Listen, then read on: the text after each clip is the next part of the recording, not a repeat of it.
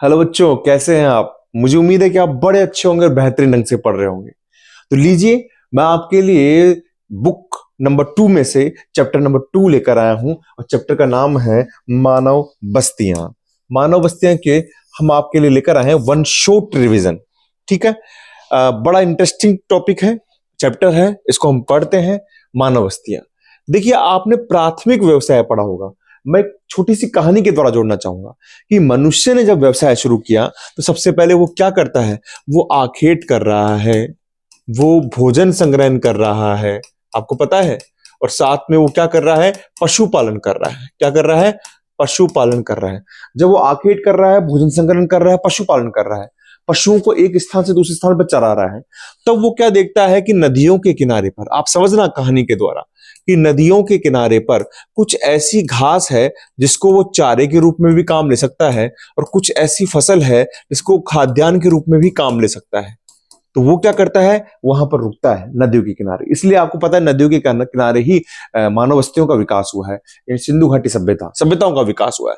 तो नदियों के किनारे पर रुकता है और वहां पर क्या कर लेता है, एक संरचना का निर्माण कर लेता है, और उस संरचना का नाम ही क्या होता है, अधिवास होता है। क्या होता है, अधिवास होता है। मैं रिपीट करता हूं कि मनुष्य आदिम काल से आखेट, भोजन संग्रहण, पशुपालन कर रहा है। नदियों के किनारे कुछ घास देखता है इसको चारे के रूप में, और कुछ को खाद्यान्न के रूप में काम में लेता है, और वहीं पर वो एक संरचना का निर्माण करता है। अब ये संरचना के लिए एक महोदय है, ब्लास महोदय। वो क्या कहते हैं, समझिए आप, कि मनुष्य अपनी संपत्ति की रक्षा के लिए, अपनी संपत्ति की रक्षा के लिए तथा पशुओं की रक्षा के लिए, पशुओं की सुरक्षा के लिए जिस संरचना का निर्माण करता है उसे अधिवास कहते हैं। जिस संरचना का निर्माण करता है उसे क्या कहते हैं, अधिवास कहते हैं। ठीक है। अब आगे देखिए, अधिवास तो समझ गए आप, लेकिन हम बात कर रहे हैं मानव बस्ती की। तो मानव बस्ती कैसे होती है। मानव बस्ती का तात्पर्य क्या है कि एक स्थान पर एक से अधिक अधिवासों का निर्माण, एक से अधिक अधिवासों का निर्माण, क्यों, सुरक्षा के लिए तथा मूलभूत आवश्यकताओं के लिए। तो उससे क्या होता है, मानव बस्ती का निर्माण होता है। उससे मानव बस्ती का निर्माण होता है। मतलब आप समझ लीजिए कि एक अधिवास बना दिया, फिर किसी ने एक और बना दिया, किसी ने एक और बना दिया, यहां पर किसी ने एक और बना दिया, तो एक मानव बस्ती का निर्माण हो गया। तो मानव बस्ती परिभाषा क्या होगी कि आप ये लिख सकते कई मकानों का ऐसा संकुल रूप, है ना, या कई जो अधिवास संरचना होती है, कई अधिवासों का एक ऐसा रूप जो सुरक्षा की दृष्टि से तथा मूलभूत आवश्यकता की दृष्टि से पास पास बनाए जाते हैं, उसे हम क्या कहते हैं, मानव बस्ती कहते हैं। मानव बस्तियों का आर्थिक, सामाजिक और आकार की दृष्टि से दो भाग में बढ़ती है। तो ग्रामीण बस्तियां, देखिए ग्रामीण बस्तियां आप समझेंगे, ग्रामीण बस्तियां ऐसी होती है जो प्रकृति के पास में होती है, आप समझते हैं। तो यानी ऐसी बस्तियां जो बिखरे हुए रूप में स्थित होती है। छोटी बस्तियां जो कृषि व प्राथमिक कार्यों में लगी होती है उसे ग्रामीण बस्तियां कहते हैं। जो बिखरे हुए रूप में होती है, प्राथमिक कार्यों में संलग्न होती है। और एक खास बात यहां पर यह है कि यहाँ की 75 पुरुष जनसंख्या कृषि कार्यों में संलग्न होती है, कृषि कार्यों में संलग्न होती है, उसे हम ग्रामीण बस्तियां कहते हैं। आगे है नगरीय बस्तियां। तो नगरीय बस्तियां क्या होती है कि वे बस्तियां जहां 75% पुरुष जनसंख्या गैर कृषि कार्यों में, जैसे हम बात कर सकते हैं द्वितीयक या फिर तृतीयक कार्यों में संलग्न होती है, उसे हम क्या कहते हैं, नगरीय बस्तियां कहते हैं। उसे हम क्या कहते हैं, नगरीय बस्तियां कहते हैं। अब देखिए, यह बहुत मोस्ट है कि ग्रामीण व नगरीय बस्तियों में अंतर क्या है, समझिए आप। अगर ग्रामीण बस्ती की बात करें, दोनों के लेके चलेंगे, यहां पर सामाजिक संबंध घनिष्ठ होते हैं। आप देखते हैं ग्रामीण बस्तियों जो लोग होते हैं वो एक दूसरे की मदद के लिए तैयार रहते हैं, उनका समय भी होता है। लेकिन नगरीय बस्तियों में सामाजिक संबंध कमजोर होते हैं, है ना, पहली बात। दूसरी बात हम यूं कह सकते हैं कि प्राथमिक जो ग्रामीण बस्तियां होती है उसमें लोग प्राथमिक कार्य में संलग्न होते हैं, जबकि यहां पर लोग द्वितीयक और तृतीयक कार्य में संलग्न होते हैं। ठीक है, दोनों एक साथ लेके चलेंगे। कच्चे माल के स्रोत होते हैं कौन? ग्रामीण बस्तियां कच्चे माल की स्रोत होती है, कच्चे माल की स्रोत होती है, क्योंकि कच्चे माल के लिए इस वाली फसल करनी है। अब आप नगर में फसल करेंगे तो वहां पर तो क्या होगा, जमीन इतनी महंगी है, तो गांवों में फसल की जाती है। लेकिन नगरीय बस्तियां उत्पाद के लिए बाजार उपलब्ध कराती है और उपभोक्ता भी आपको यही मिलते हैं। मतलब सामान बेचने के लिए कहां जाना पड़ता है? नगरों में। आपको पता हो, जैसे हमने सब्जी कृषि पढ़ी होगी, आदि कृषि पढ़ी थी, उसमें यही था कि जो खराब होने वाली वस्तु है उसको उस नगर के पास गांव के अंदर उसको मतलब उसको उत्पन्न किया जाता है और शीघ्र शीघ्र नगर के अंदर उसको बेचा जाता है। मकानों की संरचना बिखरी हुई होती है, जबकि यहां मकानों की संरचना सघन होती है, पास पास में होते हैं नगरों में। यहां पर ग्रामीण बस्तियों में शिक्षा, स्वास्थ्य, परिवहन की सुविधा कम होती है, जबकि यहां पर शिक्षा, स्वास्थ्य, परिवहन की सुविधा बेहतर होती है। कहां पर? नगरीय बस्तियों में। क्वेश्चन क्या, नेक्स्ट टॉपिक, ग्रामीण बस्तियों को प्रभावित करने वाले कारक। पहला भौगोलिक कारक है। देखिए यहां ग्रामीण बस्ती ले लो बेटा, या फिर आप यूं मान लीजिए जनसंख्या को प्रभावित करने वाले कारक। तो कौन से कारक प्रभावित करेंगे? जलवायु प्रभावित करेगी ग्रामीण बस्तियों को, मृदा प्रभावित करेगी, मृदा के साथ में आपकी क्या प्रभावित करेगी? भू आकृति प्रभावित करेगी। ये सब कारक क्या होंगे? आपको प्रभावित करेंगे। जहां पर ये अनुकूल होंगे, सही होंगे, वहां पर जनसंख्या, जहां पर बस्तियां कैसी होगी? सघन होगी, बस्तियां कैसी होगी? गुच्छित होगी। और जहां पर यहां पर ये प्रतिकूल होंगे, वहां पर बस्तियां कैसी होगी? प्रकीर्ण होगी या बिखरी हुई होगी। सांस्कृतिक और मानव जनित कारक, इसमें होती है समान भाषा के लोग, धर्म के लोग, या फिर रीति रिवाज के लोग। अगर ये लोग मिलेंगे तो स्वतः ही वहां पर जनसंख्या क्या होगी? गुच्छित रूप में पाई जाएगी, बस्तियों के रूप में। सुरक्षा संबंधी कारक, सुरक्षा संबंधी कारण के कारण भी जो लोग हैं, या तो पशुओं से सुरक्षा के लिए, जंगली जानवरों से सुरक्षा के लिए, या फिर बाहरी आक्रमण से सुरक्षा के लिए। बाहरी आक्रमण से सुरक्षा के लिए लोग कैसे रहते हैं? पास पास में रहते हैं, जिससे गुच्छित बस्तियों का निर्माण होता है, आप इसको टॉपिक्स वाइज समझ लेंगे, आपको समझ में आ जाएगा। हम ग्रामीण बस्तियों को लेकर चल रहे हैं। आगे देखिए, ग्रामीण बस्तियों के प्रकार। पहला है गुच्छित, इसी को सहत और इसी को संकुलित बस्तियां कहते हैं। देखिए गुच्छित बस्तियां क्या होती है? अगर आपने गांव में देखा होगा, वो सब गुच्छित बस्तियां होती है आपके आसपास में, जहां पर आपके मकान आसपास होते हैं। आपने देखा होगा चार, जहां मकान होते हैं वहां केवल मकान मिलेंगे, आपके जो खेत होते हैं वो अलग होते हैं।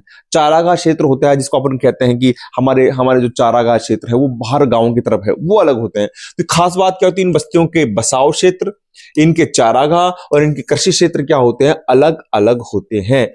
इन बस्तियों का रूप ज्यामितीय आकार के अनुसार निम्न है। किनका? गुच्छित बस्तियों का। ध्यान रखना, गुच्छित बस्तियों का जो ज्यामितीय आधार पर रूप देखिए। पहला है रेखीय प्रतिरूप। रेखीय प्रतिरूप क्या होते हैं? जो सड़क, रेल या नहर के किनारे बने होते हैं, जैसे रेल मार्ग के किनारे बने हुए हैं और उनके दोनों तरफ बने हुए होते हैं, उसे हम रेखीय प्रतिरूप कहते हैं। चित्र भी आ सकता है। दूसरा, आयताकार प्रतिरूप। जब दो सड़कें होती है वो समकोण पर मिलती है और तो उसके चारों ओर जो मकान बनते हैं वो आयताकार प्रतिरूप का निर्माण करते हैं। वर्ताकार प्रतिरूप ये कैसे होते हैं? कि जब गांव के केंद्र के अंदर कोई तालाब हो, कोई किला हो, कोई मंदिर हो, तो उसके चारों ओर जो प्रतिरूप बनता है उसको वर्ताकार प्रतिरूप कहते हैं। आपका क्वेश्चन आ जाता है कि अगर गांव के केंद्र में कोई तालाब हो या कोई किला हो या कोई मंदिर हो तो वहां पर बनने वाला प्रतिरूप कौन सा होगा? वो वर्ताकार प्रतिरूप होगा। अरीय प्रतिरूप, अरीय प्रतिरूप में क्या होता है? आप समझिए कि यहां पर केंद्र बिंदु तो होता है, लेकिन ये साइकिल की तारियां होती है ना बेटा, तो वैसे ही सड़कें यूं आकर मिलती है।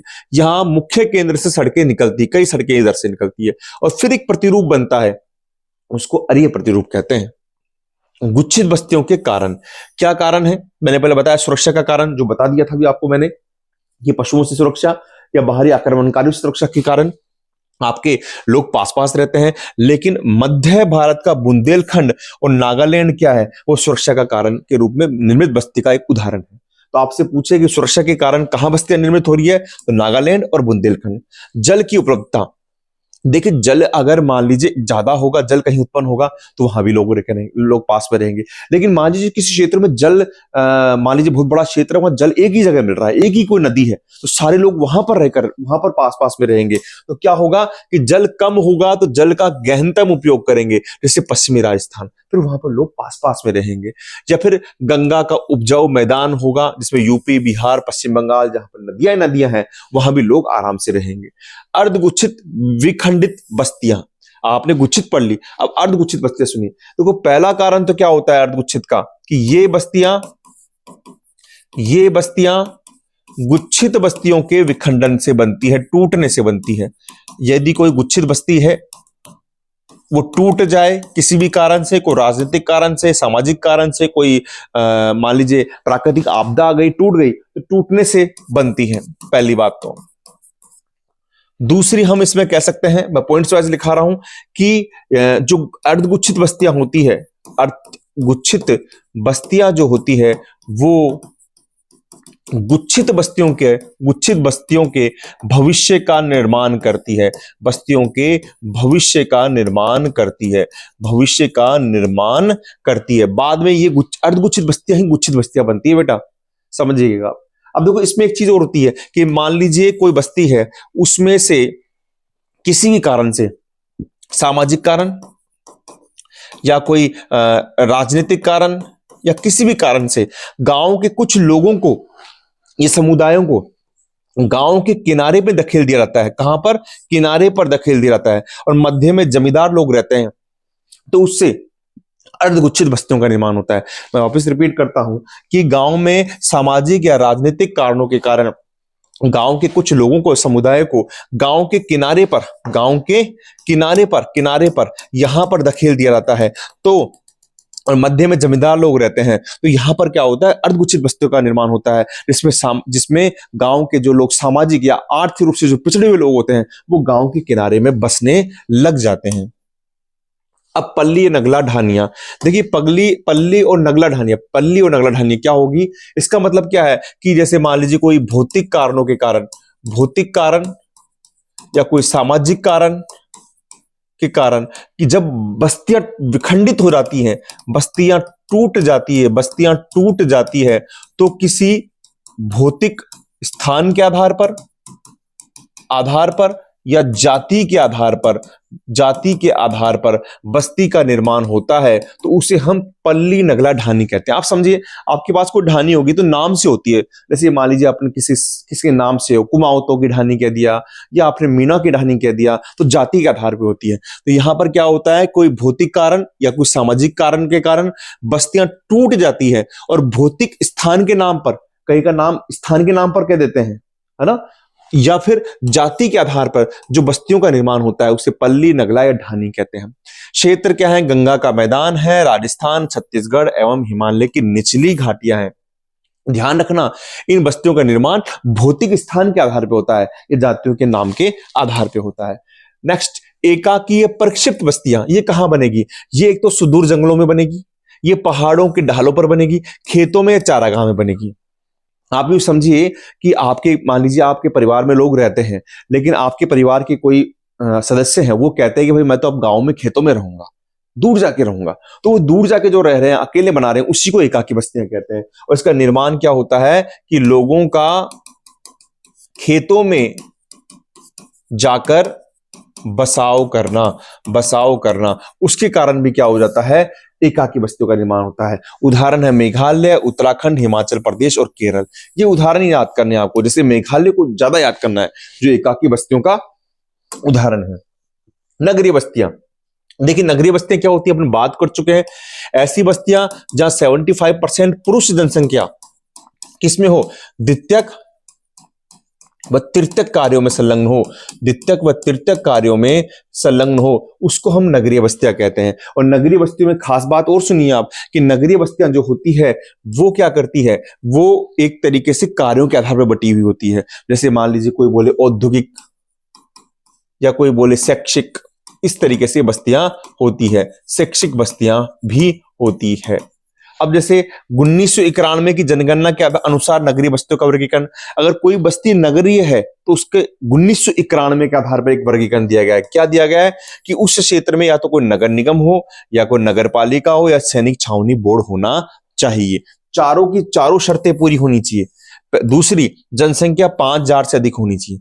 अगर जनसंख्या 5000 से अधिक है लेकिन नगर निगम, नगर पालिका, सैनिक छावनी बोर्ड नहीं है, तो वो नगर नहीं है। जनसंख्या का घनत्व 400 व्यक्ति प्रति वर्ग किलोमीटर होना चाहिए, और 75% जनसंख्या गैर कृषि कार्यों में संलग्न होनी चाहिए, जो मैं बात बता चुका हूं। तो ये चारों शर्तें पूरी होनी चाहिए 1991 की जनगणना के अनुसार। भारत में नगरों का विकास, देखिए भारत में नगरों का विकास की बात करें तो ये प्रागैतिहासिक काल से हो रहा है। आप बोलेंगे कैसे हो रहा है, तो हम देखेंगे कि सिंधु घाटी सभ्यता में आपने मोहनजोदड़ो और हड़प्पा की बात सुनी होगी। ये भी तो एक नगर थे भाई, नगर थे ही नहीं थे सर? हाँ बिल्कुल नगर थे, ये भी नगर थे। और अगर हम बात करें कि यूरोपीय आक्रमणकारी आए या फिर मुगल जब हमारे पास में आते हैं, तो भी नगरों का विकास होता है, नगरों का विकास होता है ही नहीं होता है, होता है। तो विकास के आधार पर नगरों को 3 भागों में बांटा गया। प्राचीन नगर ये एक धार्मिक व सांस्कृतिक नगर थे। ये कैसे थे? धार्मिक व सांस्कृतिक नगर थे। जैसे हम बात कर सकते हैं पाटलिपुत्र, जिसको हम पटना कहते हैं, ये भी एक प्राचीन नगर है। आप प्रयागराज की बात करें, और जिसको हम क्या कहते हैं, अब आप क्या कहेंगे? पहले इलाहाबाद नाम था, उसको अब क्या कहते हैं? प्रयागराज कहते हैं। तो ये भी एक क्या है? प्राचीन नगर है। मध्यकालीन नगर, ये रजवाड़ों व राज्यों के मुख्यालय के रूप में होते हैं, जैसे नई दिल्ली, आगरा, जयपुर, लखनऊ। आधुनिक नगर समझिए, देखिए आधुनिक नगर कैसे थे? जब यूरोपीय जो, चाहे आप फ्रेंच मान लीजिए, चाहे वो डच मान लीजिए, चाहे अंग्रेज मान लीजिए, ये जब आए तो भारत के पश्चिमी तट के हिसाब से आते हैं और वहां पर कोठियों का निर्माण करते हैं, व्यापारिक कोठियों का निर्माण। तो वो नगरी तो थी। तो अंग्रेजों व यूरोपियों के आगमन के समय तटीय प्रदेश, कौन सा? पश्चिमी तटीय प्रदेश में व्यापारिक नगरों का विकास होता है, जैसे गोवा, पांडिचेरी, सूरत, दमन। दूसरा, इन्होंने क्या किया? प्रमुख आर्थिक केंद्रों का निर्माण किया, जैसे चेन्नई, कोलकाता, मुंबई, दिल्ली। आपको तो पता ही है कि पहले हमारे देश की राजधानी कोलकाता थी, तो आर्थिक केंद्रों का निर्माण किया। पर्वतीय नगर प्रशासकीय केंद्रों के रूप में होते हैं या ग्रीष्मकालीन विश्राम केंद्रों के रूप में होते हैं, जैसे माउंट आबू और शिमला। ये आधुनिक नगर कहलाते हैं। 3 है, प्राचीन, मध्यकालीन और आधुनिक। अनुषंगी नगर, ये बड़ा मोस्ट है, अनुषंगी नगर, सन नगर। 1915 के अंदर एक विद्वान थे पैट्रिक गिडीज, उन्होंने ये शब्द दिया कि अनुषंगी नगर, सन नगर क्या होता है। उन्होंने कहा कि जब 2 क्षेत्र इस प्रकार से अपना विकास करते हैं कि उनके जो विकास क्षेत्र होते हैं वो आपस में मिले हुए दिखाई देते हैं। मैं वापस रिपीट करता हूं कि जब 2 नगर इस तरीके से विकास करते हैं कि दोनों का विकास क्षेत्र आपस में मिला हुआ दिखाई देता है, तो उसे अनुषंगी या सन नगर कहते हैं। जैसे आपने नाम सुना होगा दिल्ली, नोएडा। जबकि दिल्ली तो दिल्ली में है, लेकिन नोएडा कहां पर है? हरियाणा में है, लेकिन फिर भी हम उसको मिले हुए देखता है, ऐसा लगता है कि मिला हुआ है। दिल्ली, गुड़गांव भी हरियाणा में है, तो वहां भी ऐसा लगता है हमको। तो ये ऐसे नगर होते हैं जो इस तरीके से विकास करते हैं कि इनके क्षेत्र आपस में मिले हुए दिखाई देते हैं। भारत में नगरीकरण 2011 की जनगणना में ग्रामीण जनसंख्या 68.8 है और जबकि नगरीय जनसंख्या 31.2% है। नेक्स्ट क्या है? जनसंख्या के आधार पर नगरों का वर्गीकरण। 6 वर्गीकरण बताए गए हैं। प्रथम, द्वितीय, तृतीय, चतुर्थम, पंचम, षष्टम। नीचे से चलेंगे, नीचे से क्या चलेंगे? 5000 तक जनसंख्या, फिर 5000 से 9,999, फिर 10,000 से लेकर 19,999, फिर एक जोड़ दीजिए 20,000 से 49,999, 50,000 से 99,999 और 1 लाख से अधिक। खास बात क्या है कि जो सबसे ज्यादा नगरों की संख्या है वो पंचम वर्ग में है। कौन से वर्ग में है? पंचम वर्ग में, जहां शहर कहां है? 1749 शहर है। और 1 लाख से अधिक जो नगर है वो 468 है। कितने हैं? 468, जिसमें कुल नगरीय जनसंख्या 60% से अधिक निवास करती है। कितनी? 60% से अधिक निवास करती है, यानी 1 लाख से अधिक 468 शहर हैं। अगला, भारत में नगरों का सामान्य वर्गीकरण।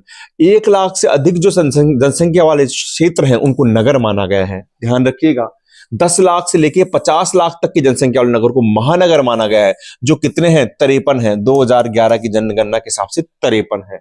जबकि 50 लाख से अधिक जनसंख्या वाले को मेगा नगर माना गया है, जो अभी 6 है। कितने हैं?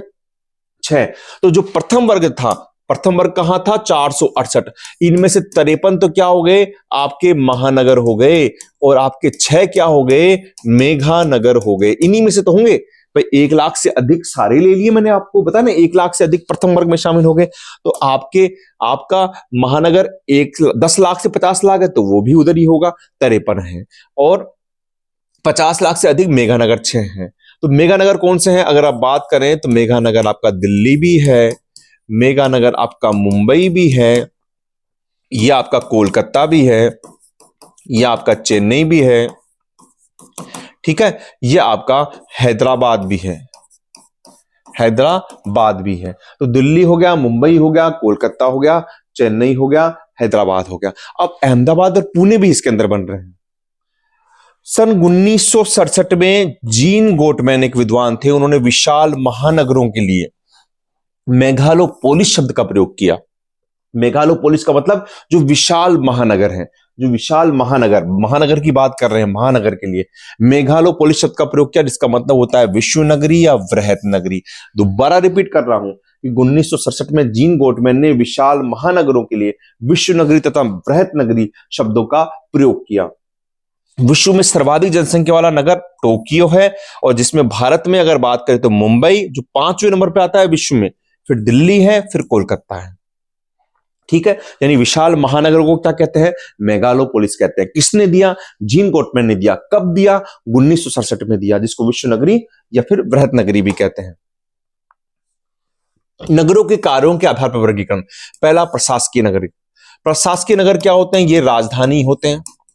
जैसे हम बात करें दिल्ली की बात कर सकते हैं, हम अपने जयपुर की बात भी कर सकते हैं, हम चंडीगढ़ की बात भी कर सकते हैं।